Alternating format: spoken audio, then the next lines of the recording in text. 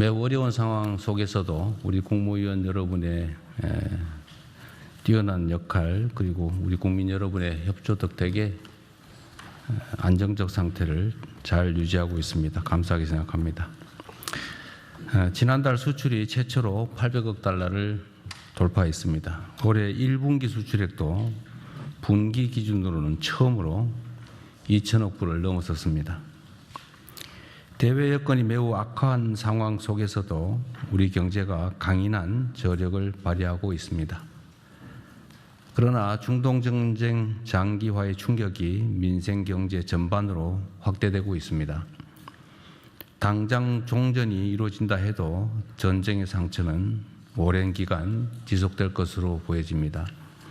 따라서 취약계층의 어려움을 세심하게 살피는 노력과 함께 대외 변수와 지정학적 리스크에 취약한 우리 경제 구조를 근본부터 새롭게 개편하는 경제산업 대전환에도 속도를 내야 되겠습니다. 특히 과거 오일 쇼크를 겪고도 여전히 특정 지역에 편중된 에너지 수급처를 다변화해 나가야 합니다. 그리고 화석연료 중심의 산업체계를 과감하게 그리고 신속하게 전환해야 되겠습니다. IMF 외환위기를 IT 강국 도약의 계기로 삼았던 것처럼 이번 중동발 위기를 재생에너지 강국으로 나아가는 기회로 만들어야 되겠습니다. 관계부처는 에너지 수급 다변화와 재생에너지 중심의 에너지 대전환에도 속도를 내야 되겠습니다. 전쟁 추경 심사도 마찬가지입니다. 처리 기간을 줄이는 것만큼 중요한 것이 실제 집행입니다.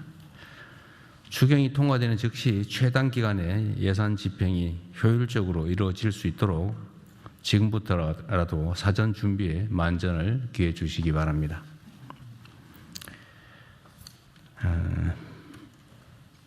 이번 정부 들어서 있을 수 없는 민간인 무인기 사건이 발생했습니다. 그리고 거기에 국정원 직원과 현역 군인이 연루됐다는 사실이 수사 결과 확인됐습니다. 대한민국 헌법과 법률은 개인들의 사전행위, 사적으로 북측에 도발하는 행위를 금지하고 있습니다. 국가 전략상 필요에 따라서 그런 일이 생기는 것도 극도로 신중해야 되는데 개인적으로 이런 대북 도발 행위를 했다는 사실이 매우 안타깝습니다. 과연 누구에게 도움이 될 것인지 잘 생각해 봐야 되겠습니다. 이번 사건으로 누구보다 접경지역 주민 여러분들의 우려가 컸을 것입니다. 깊은 위로 말씀을 드립니다. 그리고 비록 우리 정부의 의도는 아니지만 일부의 무책임하고 무모한 행동으로 불필요한 군사적 긴장이 유발된 데 대해서 북측에 유감의 뜻을 표합니다. 관계부처는 유사 사례가 재발하지 않도록 즉각적인 제도 개선과 함께 당장 집행 가능한 조치를 신속하게 취해 주시기 바랍니다. 세계 각지의 분쟁으로 공동의 규칙과 호혜에 기반한 국제 질서가 크게 흔들리고 있습니다. 이런 시기일수록 한반도의 평화와 안정이 무엇보다 중요하고 또 이를 책임져야 할 주체는 바로 우리 자신들임을 명확하게 인지해야 되겠습니다. 냉혹한 국제 질서 변화를 예의주시하면서 한반도 평화를 위해 보다 책임 있는 행동이 필요한 때입니다.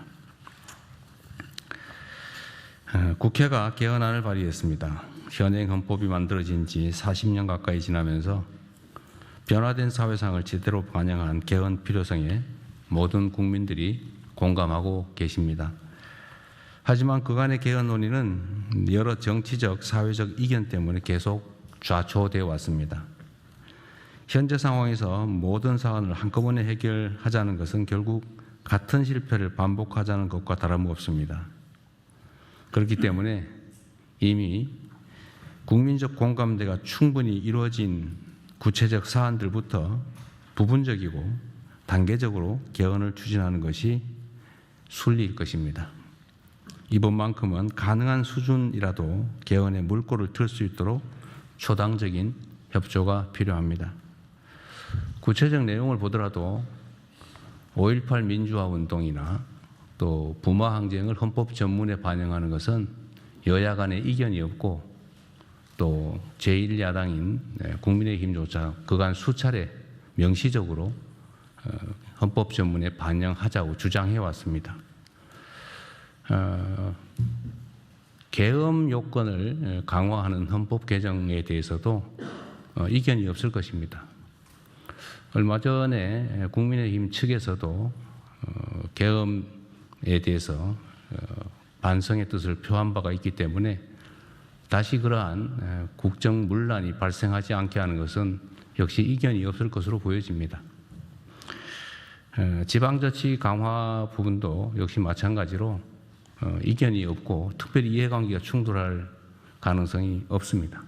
이렇게 명시적으로 모든 정치 세력들이 동의했던 사안들, 이런 사안들에 대해서는 이번 지방선거에 즈음해서 동시에 개헌을 얼마든지 할 수 있을 것으로 보여집니다. 이해타산을 따지지 말고 또 정략적인 판단보다는 국가의 미래와 국민의 삶이 훨씬 더 중요하기 때문에 가능한 합의가 될 수 있도록 설득하고 또 타협하고 토론하기 바랍니다.